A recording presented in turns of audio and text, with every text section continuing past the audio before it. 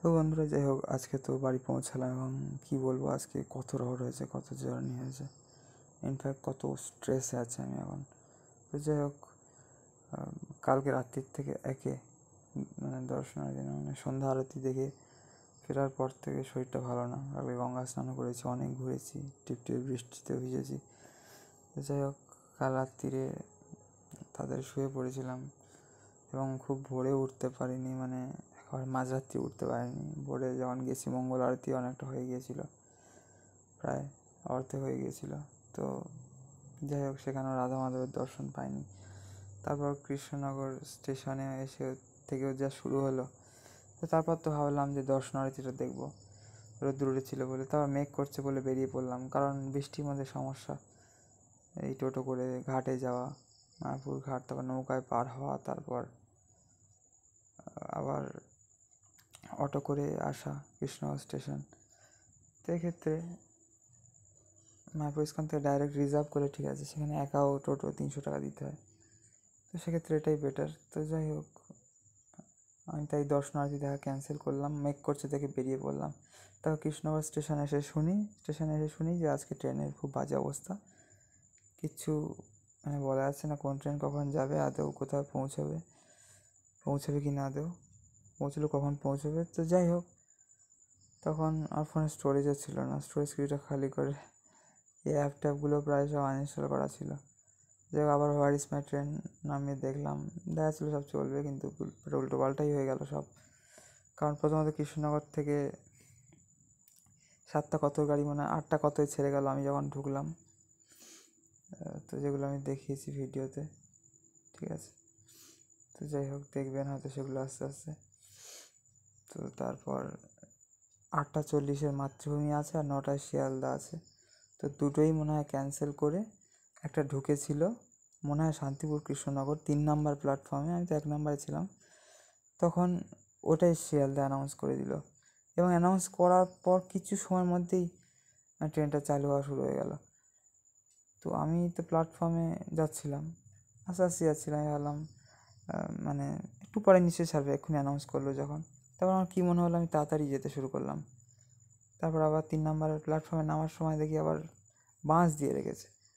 বাস তো এমনি চলে গেছে। যাই হোক, বাসটা উঁচু করে আমরা সব যাচ্ছিলাম, সব প্যাসেঞ্জাররা ট্রেনের দিকে। দেখি খুব তাড়াহুড়ো লেগে গেছে ট্রেনে ওঠার জন্য।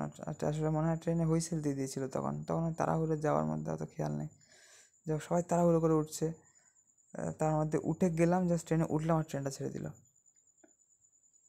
তো যাই হোক, এই তো গেল। তারপর কালীনারায়ণপুরে প্রায় আধ ঘন্টা মতো দাঁড়ালো। এছাড়াও নৈহাটির দিকেও এদিক ওদিক স্টেশন, কত স্টেশনে বা এমনি ফাঁকা জায়গায় মাঠঘাটের মধ্যে কতক্ষণ ধরে দাঁড়িয়ে থাকলো, মাঝে মধ্যে 5-10 মিনিট 20 মিনিট, যে যা ইচ্ছা মতো দাঁড়িয়ে রয়েছে। ওই শিয়ালদা ঢোকার আগেও খুব ঝোলালো। 12টা 18 ট্রেন পাওয়ার কোনো চিন্তা করিনি। আমি জানি দমদম বা বিধাননগরে নামলেও হয়তো আমি সিট পাবো না, ট্রেনে উঠতেই পারবো না ভারী ব্যাগ নিয়ে।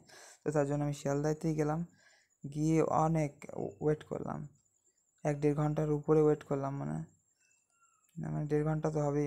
আমি তো পৌঁছলাম, সেই 9টার আগে ছেড়েছি কৃষ্ণনগর থেকে, আর 12:30টার দিকে পৌঁছলো প্রায় 12:30টার সময় শিয়ালদা পৌঁছলো। তো সেখান থেকে 2:20 প্রায় 2:30 অবধি শিয়ালদায় ওয়েট করতে হয়েছে। ওখানে 2 ঘন্টা মতো ধরতে গেলে শিয়ালদা টোটাল ওয়েট করতে হয়েছে। 2:20 ট্রেন 1:45-এর দিকেই দিয়ে দিয়েছিল 6 নম্বর প্ল্যাটফর্মে। আর এদিকে তো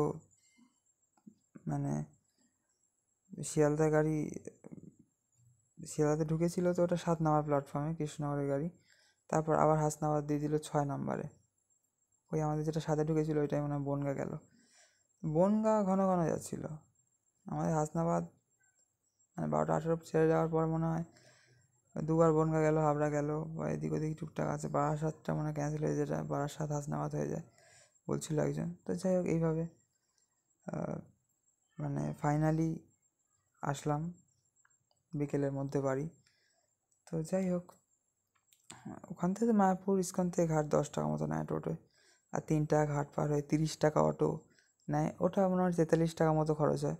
আর টোটোয় আসতে গেলে একা হোক দুজন হোক, একজন দুজন যাই হোক, 300 টাকা মোটামুটি ওদের রেট থাকে। তো ঠিক আছে বন্ধুরা, আজকেও ভাবলাম কিছুটা গল্প আপনার সাথে শেয়ার করে দিই। একে তো কালকে রাতের থেকে শরীর খারাপ, তার উপরে এই রহট। শিয়ালদায় নাকি বৃষ্টি হয়েছে কালকে থেকে, কাল সন্ধ্যা রাতের থেকে মানে বৃষ্টি হয়েছে সকাল অবধি। তো এই জন্য সকালে প্রচুর জল জমে গিয়েছিলো হয়তো লাইনে, বা রাস্তাতে খালি হয়ে গেছে, তবুও মানে রেলওয়ে এই ব্যাপারটা মানে খেয়াল করিনি এবং ঘন ঘন ট্রেন চালায়নি তেমন। সব ঠিক হয়ে যাওয়ার পরও ঠিক আছে। তো সারাদিন তেমন কিচ্ছু খাইনি, এখন এসেই খাওয়া দাওয়া করলাম জাস্ট। এবার শুতে হবে, রেস্ট নিতে হবে। তো যাই হোক, যখন লাইনে জল নেই, আমি তো কৃষ্ণনগর থেকে যখন শিয়ালদা ঢুকলাম তখন দেখলাম লাইনে জল নেই, বেলার দিকে, দুপুরের দিকে। তো আবার যখন ওখান থেকে ছাড়লো হাসনাবাদ দিলাম, আমি তো শিয়ালদা দুবার আপ ডাউন করলাম। ইনফ্যাক্ট দমদম বিধাননগর শিয়ালদা দিয়ে ওই লাইনে দুবার আপ ডাউন করলাম, তেমন কিছুই নেই। সকালে প্রবলেম ছিল, তা বলে যে ওই প্রবলেমটা দেখিয়ে ওই অজুহাতে যে সারাদিনটাই এইভাবে ট্রেন ক্যান্সেল, ট্রেন বাতিল, ট্রেন ডিলে করে কাটাতে হবে, তার কোনো মানে নেই। এই ব্যাপারটার উপর রেলওয়েকে অবশ্যই নজর দেওয়া উচিত। তো কী বলবো বন্ধুরা, যাই হোক, প্রচুর মানুষকে হ্যারাস হতে দেখেছি। ইনফ্যাক্ট জামাপুকুরে নামার সময় আমি বহুদিন পরে এরকম ফেস করলাম যে আমি নামতে পারছি না, এত ভিড় লিটারেলি।